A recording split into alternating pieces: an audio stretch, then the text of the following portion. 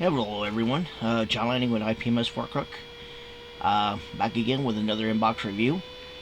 This one is of another Italeri model kit that just came out last month or two. It is of the F-35C. This is the first mainstream kit of the F-35C in 72nd scale. The only other kit of this particular aircraft out right now is the Orange Hobby kit, which came out about 10 years ago and is more based upon the prototype and pre-production versions. This one's supposed to be more up to date as the current operational model for the U.S. Navy and U.S. Marine Corps. So anyway, here is the kit. And 100% new molds, and it's got masking in it too. We'll go through that as we go through the kit here. What does it say about the F-35? It's modern, up-to-date, and controversial. This is the version for the U.S. Navy and Marine Corps. Of course, you see on the box where it says Category version. Basically, that's the version that operates off normal aircraft carriers. So, nothing too special. However, it does have some modifications from the standard F-35. Number one, it's got longer and bigger wings, foldable wings, so it can be stored on board aircraft carriers. The landing gear is different, so they can be used to land aboard aircraft carriers and be launched off of aircraft carriers. And of course the landing hook as well. Other than that though, most of the other equipment and systems are from the F-35A. Anyway, the only operator of the type right now is the U.S. Navy and Marine Corps. It is currently in production for the Navy and Marine Corps.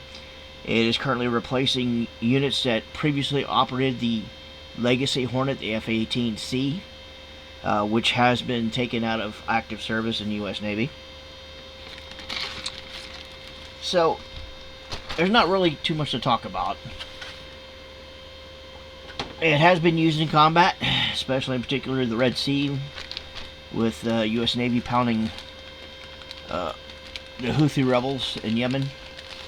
Other than that, though, this particular version hasn't seen combat anywhere else as of yet. Anyway, I have the kit here. I have it opened. I have the stuff sitting out. And we'll go ahead and take a look and see what's in the box. Okay, so here we are. The kit comes with the following here. First bag comes with 2 sprues. The first sprue is, of course, the canopy. Second sprue is mostly weapons. So you get your laser gate bombs here. Aft here. AIM-9X is here, pylons here, and also you got a weapons cart, and I'll show you that as well, which comes with the kit. So this is the first 2 sprues, and 2 more sprues here. This kit comes with 4 sprues. Here you got your fuselages. And you see the ram detail on the bottom here and on the top. It's raised. It's pretty much well raised detail. You got your gun pod right here, engine parts, engine sides here. Flip it over. Got your tails, got your wing tips. This kit has foldable wings, so tails, more guide bombs here. Sorry, and then all your other stuff as well. Your wheels here. We'll go ahead and open this up real quick, because we are going to have to look at these a little bit.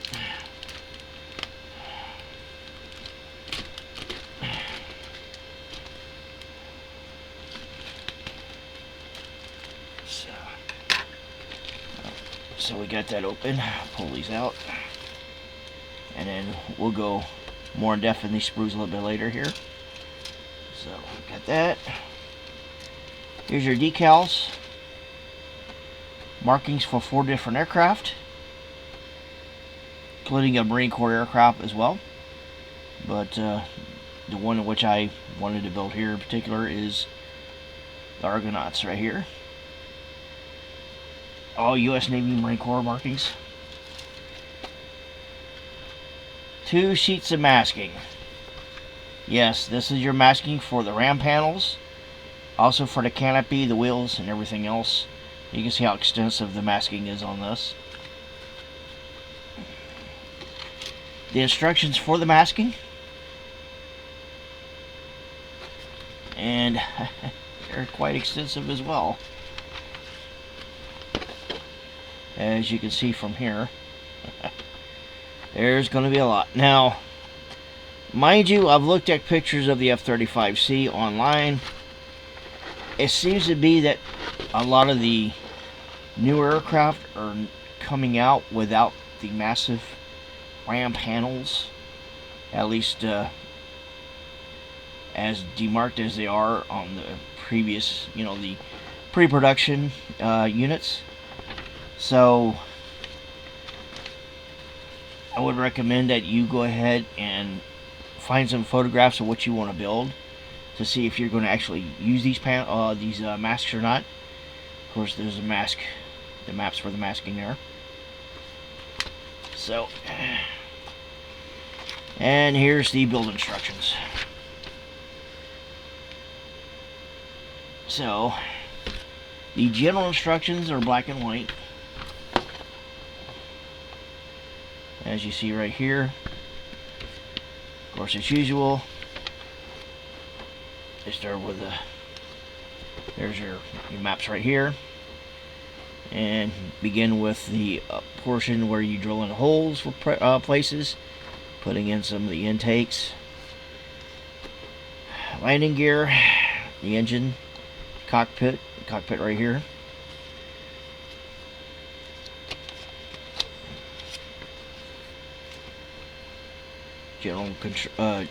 General assembly. More general assembly, landing gear, and of course weapons. You got your in-bay doors here. You can display it with the weapons doors open, with the weapons displayed. And also it does come in what is referred to these days as beast mode, which basically means it carries weapons all over the place. So, all of the the pylons are carrying something that goes boom, just like some of the other kits that have been released previously. And then this is the weapons dolly that I was telling you about. It comes with a kit, injection seat. Now, the painting instructions are in full color. So, and it, there's your ram panels right here, on here. Again, I iterate, take a look and see if you can't find your project in photographs online, because it seems like a lot of the later versions coming out, the ram panels are just not, they're not prevalent, they're not there. It looks like it's just completely painted over. So, you got that, and of course, you got your squadrons here. VFA 125, the Rough Riders, on the top here. Yeah, I'm sorry about the lighting situation here. I thought it was better than this, but I just got a new camera. I think the camera kind of processes light a little bit differently than previously. So, anyway, VFA 125 here. VFA 97, the Warhawks, right here. VFA 147, the Argonauts. And VFMA 314, the Black Knights, right here in the bottom here. So, and then of course you got your painting deal for the weapons. So, load these back up in the box here.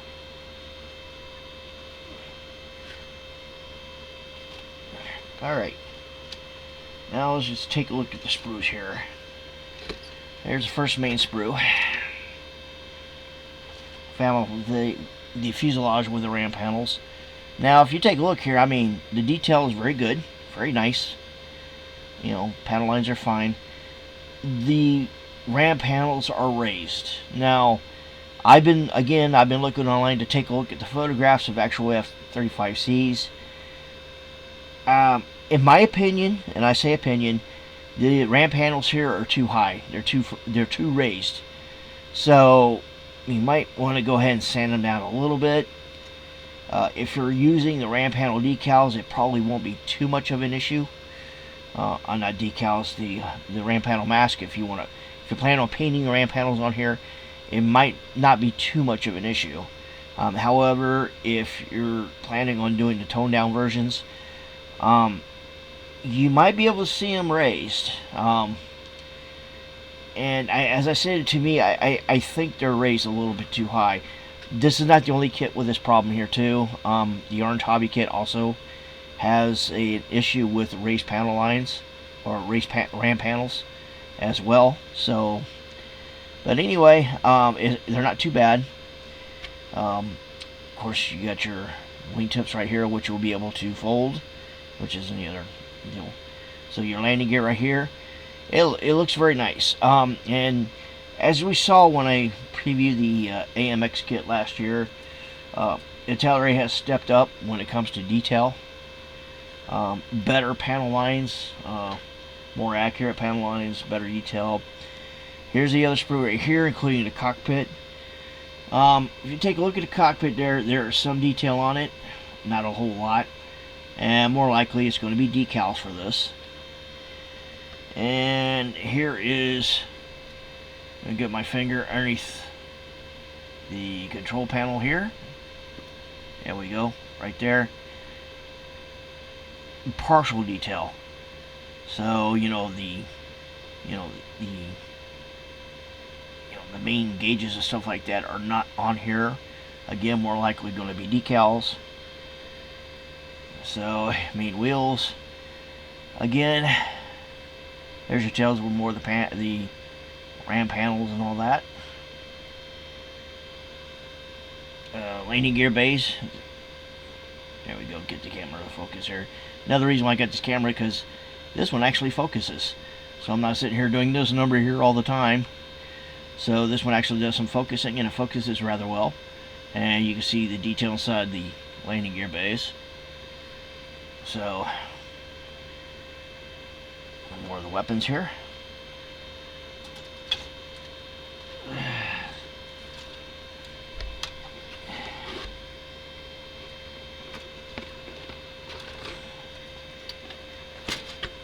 Okay.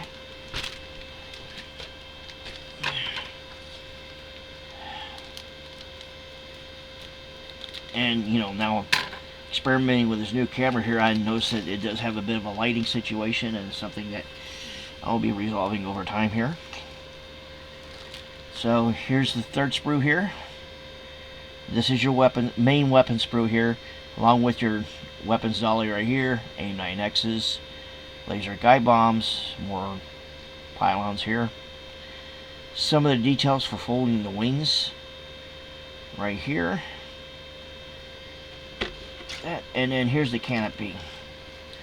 Now, I looked online for photographs of the F-35C, and you gotta notice how it's supposed to be a golden tint. It looks kind of like more of a yellowish tint, but again, from the photographs I've seen, you can see a slight hue of the tint on a lot of the photographs, but to me this is a little too strong. It might look better once it gets painted up in the gray and set aside there. It might be a bit more transient, but right now this looks just a touch too heavy in the tint. But it could work out. So that's the canopy stuff right here. And there's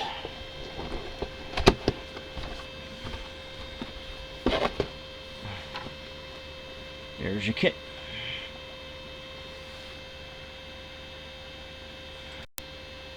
Alright, so there's the kit right there. My thoughts, and I did say some of them on here. I think the ram panels are a little big on the kit here. Especially for scale, I should say that. For scale, they're a little big, a little tall. If you're going to mask and paint the ram panels, It might not be as much as an issue as it is if you're going to just go ahead and paint it over, because as I stated, it seems like a lot of the later models that are coming out, the new production models, they don't have the RAM paneling that is on the earlier models, so you might end up forgoing that portion if you can. With that being though, it's not a major deal, especially since right now it's the second kit coming out, and the first kit that originally, the Orange Hobby kit, had the same issue as well. So anyway, and then, the canopy, as I said, to me it seemed to be a little too tinted. It again is the portion where you start thinking if that might be an issue. If you're taking a look at photographs like I did, you kind of notice that there is a tint, but it's not a huge tint. It's just a slight tint, and it seems like the canopy is slightly darker than what I've seen in the photographs. I could be wrong. I'm not going to say I'm an expert on this here. I'm just saying what I found is kind of strange on it as well. So to me, the two main negatives are that the cockpit is a mix. There's some detail in the cockpit. You know what? And we forgot to review the ejection seat because it looks like the ejection seat was looked pretty nice. Yeah, here it is. So here's the ejection seat right here. There we go. Yeah, I'm starting to really love this camera. There's your seat sides right here. Oh, now it's messing with me. Asperger probably is trying to focus on me in the background. So anyway, here's the seat itself, the two sides. And it's got some pretty good detail in it. It's not a massive kind of detail that you would see in aftermarket ejection seats, but it's passable, especially if you're building it with the canopy down. So it's not a big issue. If you want to super detail your cockpit, more likely you're going to replace the ejection seat anyway. But other than that, though, I mean, it looks pretty decent. Some of the positives with this kit is beast mode. Now, some of the other kit manufacturers, when they released their F-35As, they released this standard kit in stealth mode, and then they released the kit in beast mode with the weapons and all this. This time around, Italeri just said, screw it, we're just going to release the kit with everything in it, and you can build it either way you want. So that's your beast mode right there, along with your standard stealth mode. And of course, as you know, if you want to build stealth mode, you build it with your weapons bays closed up and nothing hanging off the wings. That'll be your stealth mode. Beast mode, well, it's carrying everything, including the kitchen sink and your mother. So, with that in mind, at least you have all the parts to do either one, instead of having to buy another kit to get your beast mode. So you got that, and of course, the little weapons trolley is a nice little deal on it as well. That allows them to actually have a couple extra weapons on there for display, sitting on top of, if you want to display as if it's sitting on the tarmac or on the carrier deck. So that's some positive as well. As I stated, Italeri lately has not had much of a reputation lately. The biggest issue is the fact that they release a lot of older kits. And of course the kits previously, when they compare to Hasegawa and some of the others, they come up somewhat short. This right here, I'm going to say it comes close, but it's not there when it comes to F-35. Let's say, if you want to compare this one with the Academy kit, the F-35 Academy kit, because so far Academy has not come out with a C kit. I don't know if they're motivated to do that since the Koreans are not operating that version. But the detail on the Academy kit is somewhat better than on this one. Now, yes, Italeri did release an F-35A. I saw the kit when it first came out. It could have been a production error or something like that, because when I saw the kit, it seemed like the surfaces on the model kit was kind of bubbly. It could have been something wrong with molding or whatever it was. Of course, for me, it was a big turnoff. I decided not to get the kit. Since then, they have re-released it in beast mode, and the kit's out in the market as well. But again, and I've heard it from other people, I've seen it in other reviews, the Italeri F-35A, it's not up to par with the Academy and the Hasegawa kits. So, now, being that this is the first main manufacturer of F-35C, if you want an F-35C, if you can't get a hold of the Orange Hobby kit, and nothing real bad about the Orange Hobby kit, I kind of thought that some of the detail was not as crisp as it is in this kit right here. And it does suffer some of the same issues that this kit does when it comes to the RAM panels. But you know, that kit also has some advantages too. It's got a power cart to move your kit around the deck if you want to build a power cart. I think that's in one particular boxing, I believe, but whatever. As of this moment, this is the only general manufacturer C kit in 72nd scale.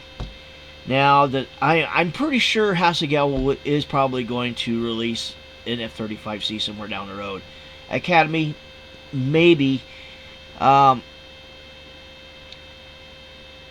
motivation is kind of there since they already did an A and a B. So if they want to do a C, they probably could. Will they do it though? Well, being that it's not operated by the Korean Air Force or Korean Navy for that particular matter, they might have the motivation to go for it, but we will see down the line. And then you have your other manufacturers too, Fujimi. Revell is yet to release their F-35A kit. They did announce it for 2024. They have re-announced it as release for March 2025.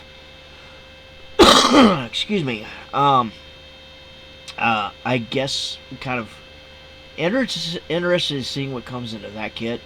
But again, they have not announced an F-35C. So right now, you've got two choices for the C version of 72nd scale. So, what do I give it? I'm going to give it a 7.5. You know, I think you know, the cockpit. Yeah, it's okay. You know, it's okay. If you're going to super detail it, you're going to replace it anyway. So the cockpit is a little bit lacking. The RAM panels, to me, are a little too high. The canopy is too tinted. But the kit looks good, and if any indication, because I built the AMX kit, I didn't have very many problems with the AMX kit except for the landing gear. Getting the landing gear on straight. That was a bit of an issue, but other than that, though, the AMX went together rather well.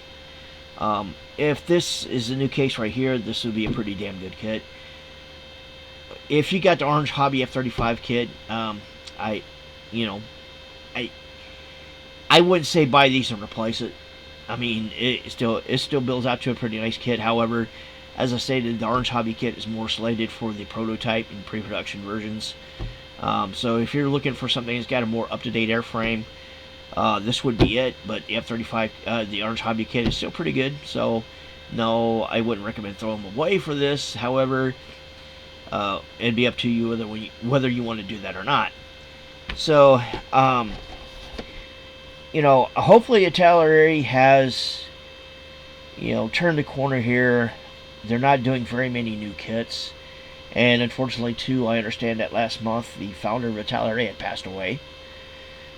So I don't know what the future holds with Italeri. It doesn't seem like it's affected them yet. Italeri still has an issue, though, with re-releasing older kits and reboxing older kits, especially Eshi. Something that they need to stop doing. Because of the fact that nobody wants the Eshi molds anymore. They want some better, newer kits. But when it comes to, you know, at least the new molds in this kit is pretty good. So I would recommend it if you want an F-35C kit. So Anyway, if you have any questions, complaints, or anything of the sort, just go ahead and leave a remark down below. I will get to it as soon as possible. I have a few more kit reviews on, in line, waiting to be done. One of them is something that I didn't expect to be interested in building, but voila, it happened. So I bought the kit. We'll go through that in the next kit review. Other than that, though, guys, get those modeling war faces on and start building something.